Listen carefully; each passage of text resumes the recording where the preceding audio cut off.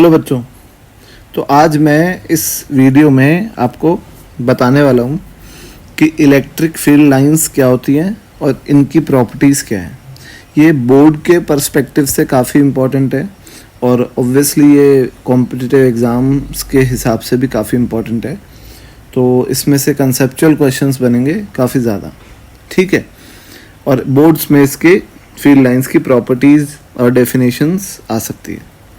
तो बेटा यहाँ पे सबसे पहले इसकी डेफिनेशन क्या होती है। तो इलेक्ट्रिक फील्ड लाइन की डेफिनेशन होती है the path travelled by a test charge in electric field is defined as electric field lines.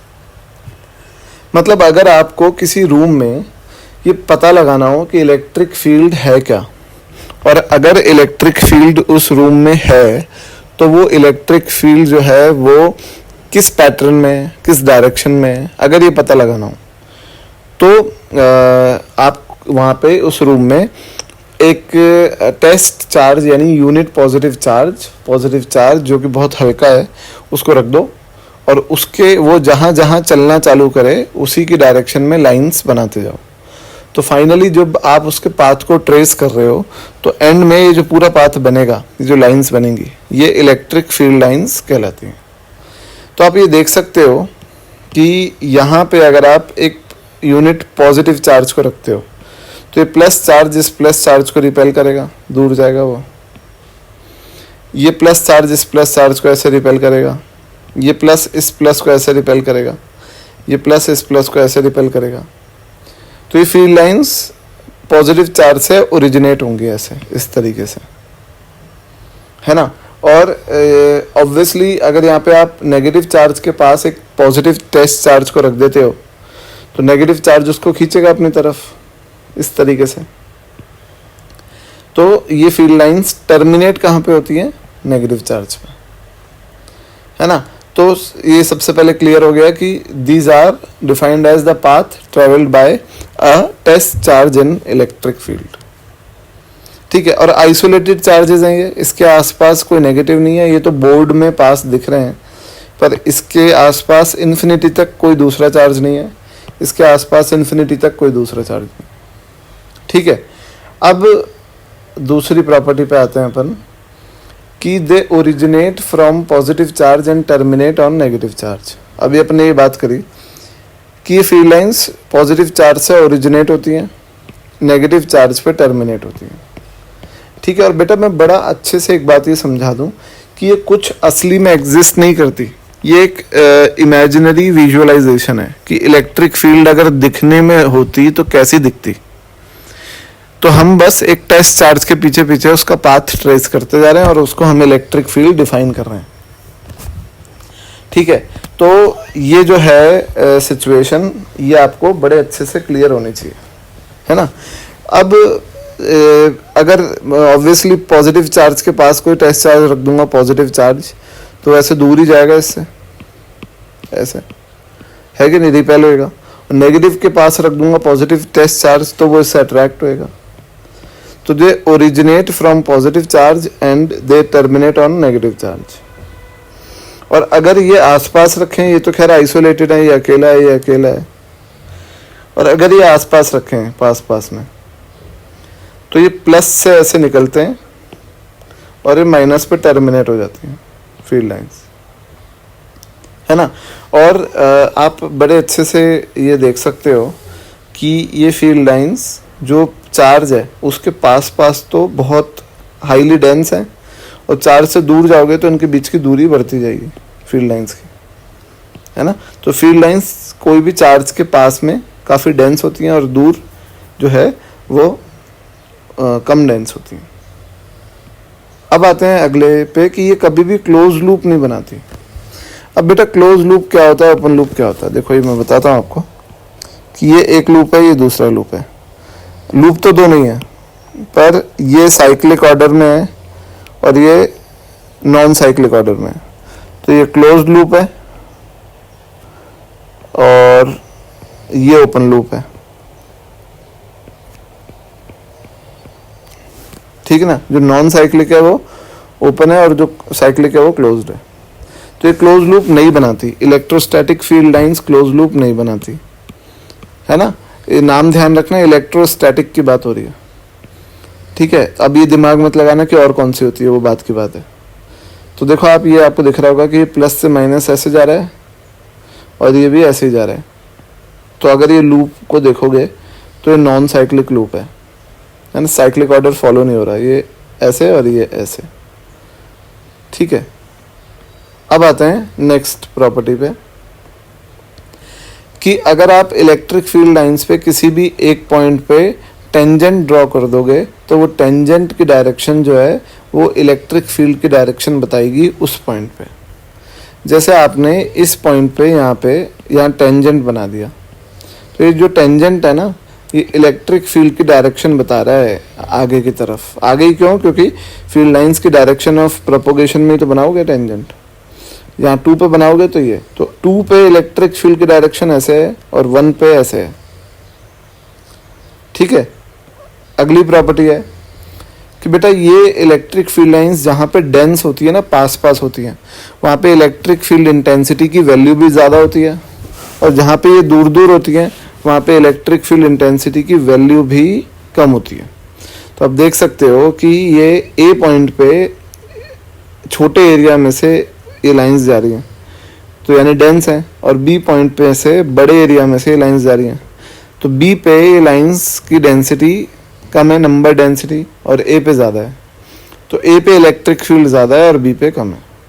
और ऐसे ही आप यहाँ देख सकते हो कि ये जो चार्ज है 2q, इसका मैग्नीट्यूड ज़्यादा है, तो इसके पास इलेक्ट्रिक फील्ड इंटेंसिटी ज़्यादा होगी। तो इसके पास आप देखो नंबर ऑफ फील्ड लाइंस कितनी डेंस हैं, और क्योंकि -q का मैग्नीट्यूड कम है, आधा है, तो इसके पास फील्ड लाइंस कम डेंस होंगी। उसी तरह यहाँ पे इस डायग्राम में ये 16q है, और इसीलिए इसके आसपास फील्ड लाइंस की डेंसिटी आप देखो कितनी ज़्यादा है, और क्योंकि ये -4q है यानी 1/4 है मैग्नीट्यूड, तो यहाँ पे फील्ड लाइंस की डेंसिटी कम है, क्योंकि यहाँ पे इलेक्ट्रिक फील्ड की वैल्यू भी कम है और यहाँ पे इलेक्ट्रिक फील्ड की वैल्यू ज़्यादा है।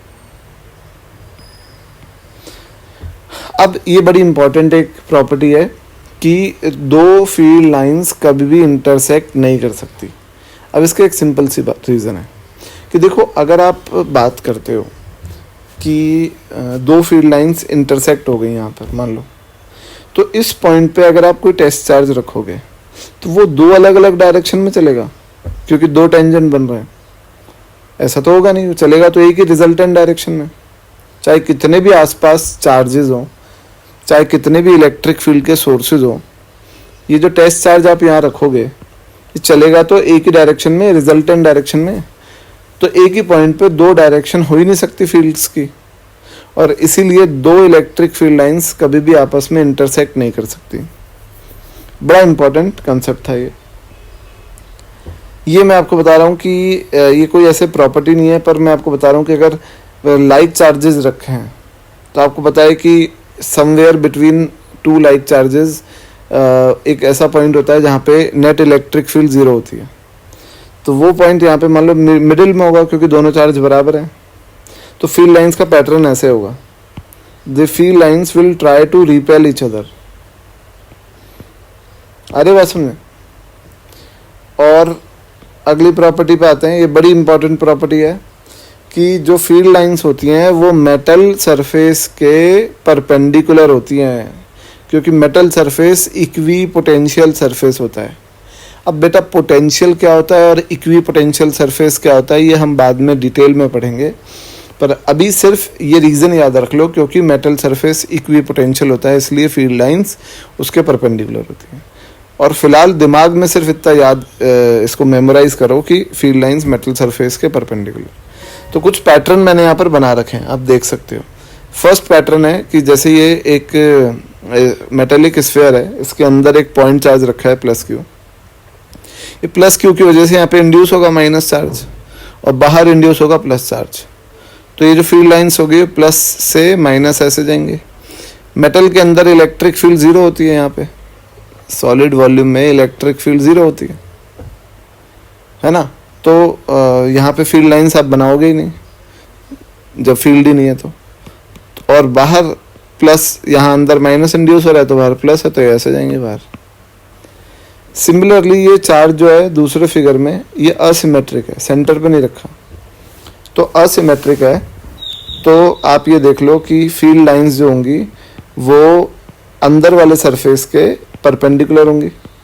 और आपको मैंने पहले भी बता चुका है, बता दिया था कि जो बाउंडेड चार्जेस होते हैं, ये जो बाउंडेड चार्जेस हैं, ये जो है ये एक दूसरे के हिसाब से ही एडजस्ट होते हैं।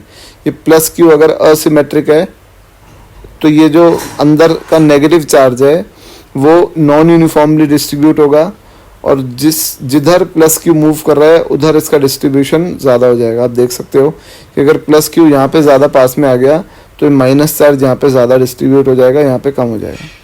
पर क्योंकि बाहर वाला चार्ज फ्री होता है तो फ्री चार्ज पे डिस्ट्रीब्यूशन का कोई फ़र्क नहीं पड़ता अंदर के डिस्ट्रीब्यूशन का, और इसीलिए जो ये फील्ड लाइन्स है वो इस तरीके से बनेंगी कि ये यहाँ पे ज़्यादा होंगी क्योंकि यहाँ पे ज़्यादा इंड्यूस हुआ है, और इस सरफेस के परपेंडिकुलर होंगी, और यहाँ पे कम, बाहर यूनिफॉर्मली परपेंडिकुलर निकल रहे हो।